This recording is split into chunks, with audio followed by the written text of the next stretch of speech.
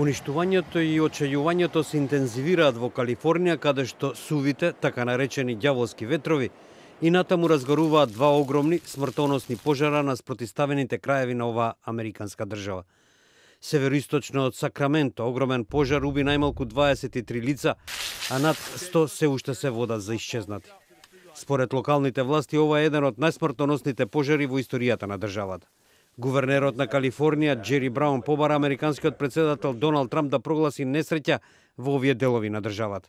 This is not the new normal, this is the new abnormal.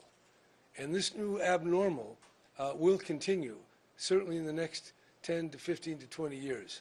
And unfortunately, the best science is telling us that dryness, warmth, drought, all those things, they're going to intensify. Трамп пак на Твитер повика на правилно управување со шумите за да се запре уништувањето. Откако избувнаа во четвртокот, шумските пожари уништија повеќе од 6700 домови во Парадайз, што е најмногу во историјата на Калифорнија. Огнот дојде толку брзо што многу жители беа принудени да ги напуштат своите возила и да бегаат за својот живот по единствениот пат надвор од градот. Еден од нив беше и Майк Смит.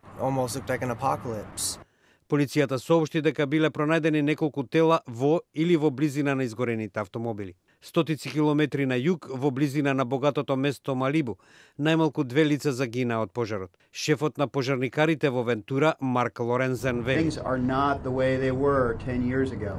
The rate of spread is exponentially more than it used to be. Please heed evacuation warnings. Do not stay in your homes to try and defend them. За 250.000 луѓе се издадени налози за евакуација, меѓу нив и познати личности како Лејди Гага и Ким Кардашијан. И со ветрови со брзина до 70 милји на час во областа на Лос Анџелес, пожарникарите се уште не можат да речат кога очекуваат целосно да го угасат пожарот. Според некои проценки ќе бидат потребни околу 3 недели за целосно локализирање на шумските пожари. Пожарникарите соопштија дека оганот бил локализиран на само 25% од подрачјето.